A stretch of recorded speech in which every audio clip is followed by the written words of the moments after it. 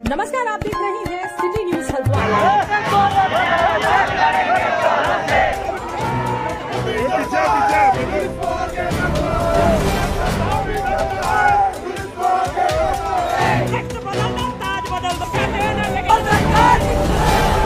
सरोवर नगरी नैनीताल में दिखा कांग्रेसियों का जनसैलाब, गुस्से में आए कांग्रेस के कार्यकर्ता।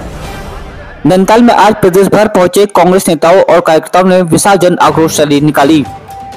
जन आक्रोश रैली में शिरकत करने पहुंचे हजारों कार्यकर्ताओं ने कमिश्नर का घेराव किया।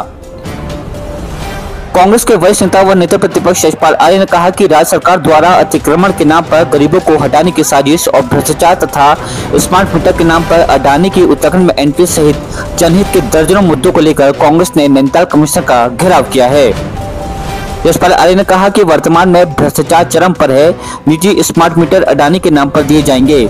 उत्तराखंड को बेचने के लिए सरकार पूरी तरह तैयार है। वहीं जन आक्रोश रैली में शिरकत करने पहुंचे कांग्रेस के प्रदेश अध्यक्ष करण मेहरा ने प्रदेश सरकार पर जमकर निशाना साधा।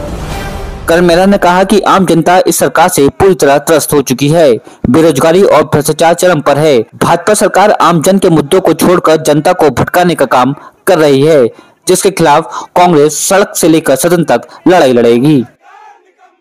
आज हम नैनीताल में कर रहे हैं जो कुमाऊं के प्रमुख विषय हैं, उन मुद्दों को लेकर हम कुमाऊं कमिश्नर का घेराव कर रहे हैं। और ये रैली, अगला घेराव अल्मोड़ा होगा, फिर बागेश्वर, चंपावत, पिथौरागढ़ में हम ये रैलियाँ करेंगे। ये हमारी जिम्मेदारी है, ये हमारा धर्म है कि जनता के जो हक हकूक़ है उनसे छीने जा रहे हैं। अतिक्रमण के नाम पर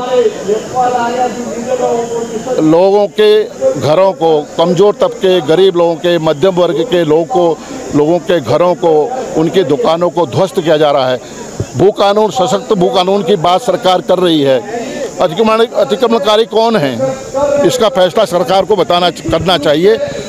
अतिक्रमणकारी वो हैं जो बाहरी राज्यों से आकर जिन्होंने यहाँ के जल, जंगल, जमीन पर कब्जा किया है। अतिक्रमणकारियों की सूची में उनके नाम पहले उजागर होने चाहिए।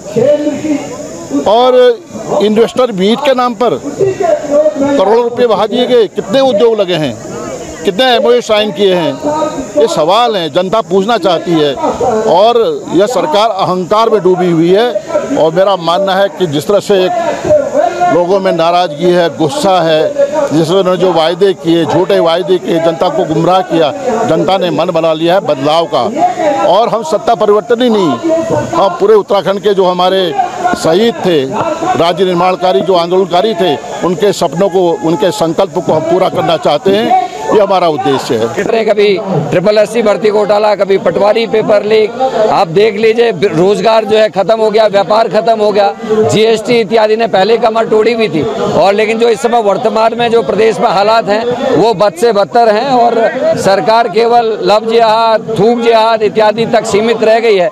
लेकिन जो असल मुद्दे हैं, गौण मुद्दे हैं, रोजगार के और भ्रष्टाचार के, खनन माफिया, जंगल माफिया, भू माफिया, स्त्रियों का बलात्कार करने वाले लोग, हमारा अग्निवीर योजना, इन सब विषयों पर मौन लेकर लोग बैठे हुए हैं। केवल एक ही ध्यान सरकार का है, पोलराइजेशन ऑफ वोट किसी भी कीमत पर करके राजनीतिक रोटियां सेकने का। और हम चाहते हैं, हम चेतना जगाने की कोशिश कर रहे हैं, जनता को एहसास करा रहे हैं कि असली मुद्दे हैं आपके बच्चों का रोजगार, असली मुद्दे हैं कि बच्चों को स्वच्छ और साफ सुथरी व्यवस्था मिले ताकि पेपर लीक ना हो, भर्ती घोटाले ना हो। हम चाहते हैं किसानों की मांग सुनी जाए। जो अन्नदाता है वो आत्महत्या के लिए मजबूर हो रहा है। पहली बार हो रहा है कि उत्तराखंड जैसे राज्य में अभी 4-5 केस ऐसे आ गए जिसमें हमारे काश्तकारों ने, हमारे किसानों ने आत्महत्या की है।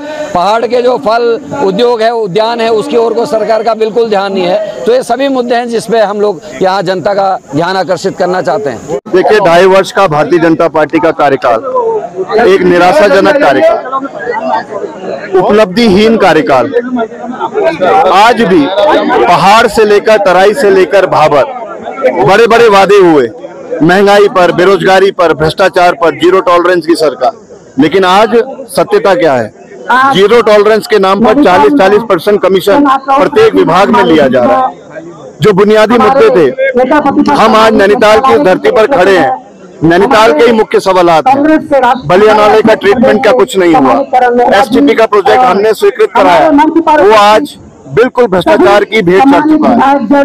सबसे बड़ा नैनीताल का हमारा अस्पताल BD पांडे मात्र रेफरल सेंटर रूप में बन चुका है। महंगाई की जब बात करते हैं तो आज भारतीय जनता पार्टी का एक नेता भी उसका मौ बोलने को तैयार नहीं है। बेरोजगारी की बात करते हैं तो उसका मौ बोलने को तैयार नहीं है। आज पहाड़ों में तमाम सड़कें क्षतिग्रस्त हैं।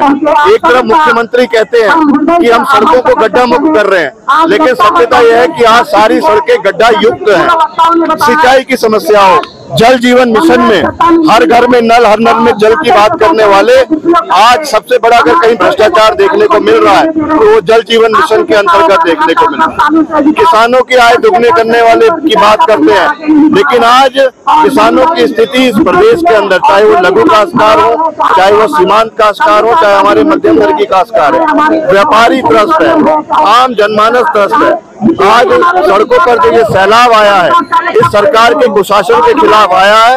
हमारी आज महामहिम जी से अपील होगी, जो हमने ज्ञापन बनाया है, कि आने वाले समय में उन मांगों पर ध्यान आकर्षण सरकार का कराने के प्रयास करें, जिससे कुशासन के इस राज्य से कम फौरी राहत सरकार जनता को दे पाए। आपका क्या कुछ कहना है कमेंट में जरूर बताएं। ऐसे ही अपने शहर हल्द्वानी की हर छोटी बड़ी खबर को देखने के लिए सब्सक्राइब करें सिटी न्यूज़ हल्द्वानी।